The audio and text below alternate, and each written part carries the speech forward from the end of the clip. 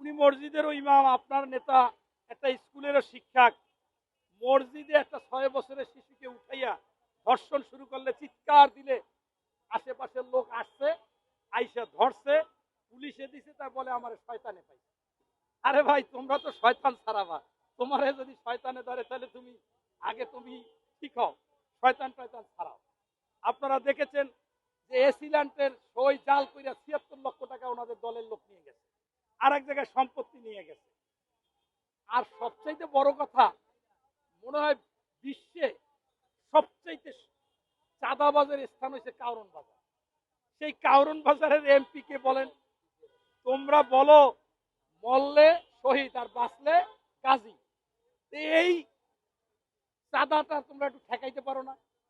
আসলে চাঁদা খাইতে খুব মজা, অন্যদের বলতেও মজা। এখন একাকার হয়ে গেছে, আগের চাঁদাবাজের সাথে মিলে কিনা উনিও একটা পার্সেন্টেজ নেওয়া শুরু করেছে। যদি সেইটাই না হয়, তাহলে ওনার উচিত ছিল ওনার দল এবং ওনার ওইখানে চাঁদাবাজি বন্ধ করা। এরকম অহরহ আপনি যদি যাচাই বাছাই করেন যে এই যত শিশু ধর্ষণ হচ্ছে, শিশু বলৎকার হচ্ছে, শিশু হত্যা হচ্ছে, পরকীয়া প্রেম হচ্ছে, এরকম বিধবাদেরকে ভয়ভীতি দিয়ে প্রথমে ধর্ষণ করে পরবর্তীতে ভিডিও করে, এই যারা করতেছে এরা কারা? মাদ্রাসার শিক্ষক, মসজিদের ইমাম, অমুক জায়গার অমুক। এই যে তারপরেও আপনি দেখেন কত নির্লজ্জ। আপনার এই সব জায়গায় স্পষ্টভাবে উনি কিন্তু গ্রেফতার করতেছে। আপনারা দেখেছেন বলৎকার করেছে রামপুরায়, করছে বা ধর্ষণ করছে বা গুমের কথা। এই যদি আমি এখন বলি, আপনারা বিশ্বাস করেন কিনা আমি জানি না, ওই দলের যারা বড় আছে এরা হইলে বট বাহিনী, আর যারা ছোট আছে এরা হইলে গুপ্ত।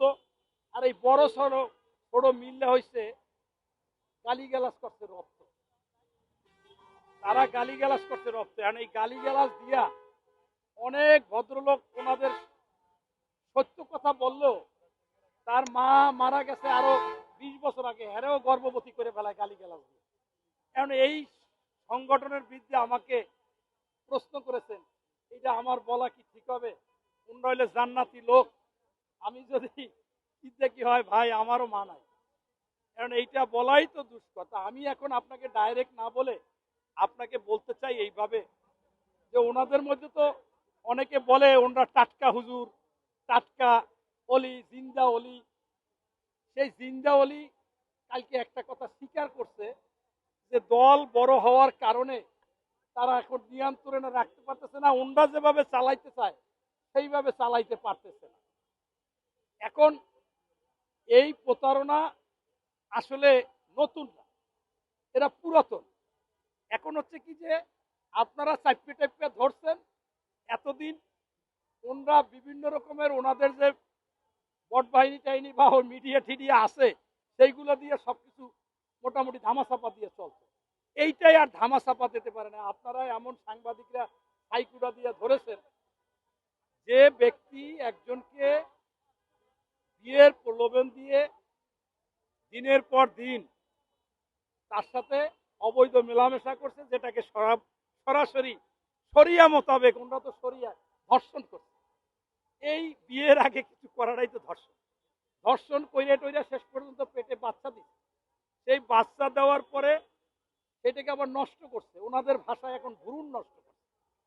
ভ্রূণ নষ্ট কইরা উনি যখন এইটার বিরুদ্ধে অ্যাকশন নেবে, তখন উনি আর নাই, ওই মহিলাকে বুঝাইছে যে তুমি যারে মামলা করবা, যার বিরুদ্ধে অ্যাকশন নেবা, ধর্ষণ মামলা করবা, সে তো নাই, সে তো অপহরণ হয়ে গেছে, সে তো গুম। এই অপহরণ নাটক করলো, শেষমেশ ধরা পড়লো। ধরা পড়ার পরে ওই যে জিন্দা অলি উনি বলেছে যে এইটা সঠিক হয়নি। কিন্তু আপনি এর চাইতেও ভয়াবহ রূপ আপনার দলের মধ্যে আছে। আপনার দলে এই যে শরীয়তপুর জাজিরায়